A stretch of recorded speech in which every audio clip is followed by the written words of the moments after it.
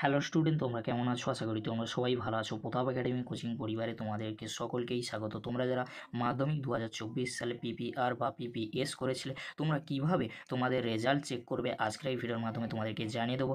এছাড়াও মাধ্যমিকের রিভিউ নম্বর বেড়েছে কিনা সেটাও তোমাদেরকে জানিয়ে দেবো। চলো বেশি দেরি করবো না, শুরু করা যাক। পশ্চিমবঙ্গ মধ্যশিক্ষা পর্ষদের তরফ থেকে মাধ্যমিক 2024 পরীক্ষায় রিভিউ এবং স্ক্রুটিনের ফলাফল প্রকাশ করা হলো।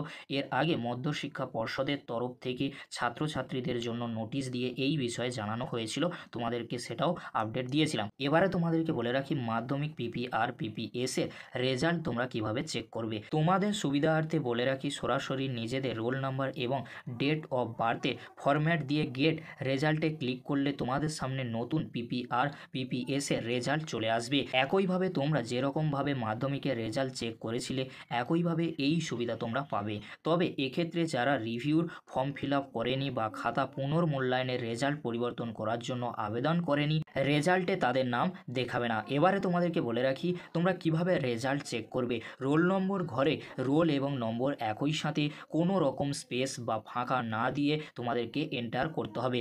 ডেট অফ বার্থের ঘরে তারিখ, মাস এবং জন্ম সালের শেষ দুটি সংখ্যা একই সঙ্গে, অর্থাৎ তোমাদেরকে বলে রাখি মনে করো 30শে অক্টোবর 2007 সালে জন্ম তারিখ রয়েছে, তাহলে তোমরা কিভাবে লিখবে 30/10/07, এইভাবে তোমাদেরকে পুট করতে হবে। এবারে তোমাদেরকে বলে রাখি কাদের কাদের রেজাল্ট দেখা যাবে। শুধুমাত্র যেসব ছাত্রছাত্রীরা আবেদন করেছিল স্কুলের মাধ্যমে তাদের রোল নম্বর এবং জন্ম তারিখ দিয়েই যে বিষয় তারা রিভিউ করেছিল সেটা সামনে চলে আসবে এবং সেই বিষয়ে তাদের নম্বর কতটা পরিবর্তন হয়েছে এবং তাদের টোটাল কত নম্বর হলো, অর্থাৎ সর্বমোট নম্বরে কতটা পরিবর্তন হলো সেটাও তারা জানতে পারবে। পরিবর্তিত মার্কশিট তোমরা স্কুল থেকে 2রা জুলাইয়ের পর পাবে, সেই বিষয়ে স্কুলের সঙ্গে তোমাদেরকে যোগাযোগ করে নিতে হবে। এই ছিল গুরুত্বপূর্ণ আপডেট। এইভাবে তোমরা পিপিআর বা পিপিএস এর রেজাল্ট চেক করতে পারবে। ভিডিওটি দেখার জন্য তোমাদেরকে অসংখ্য ধন্যবাদ।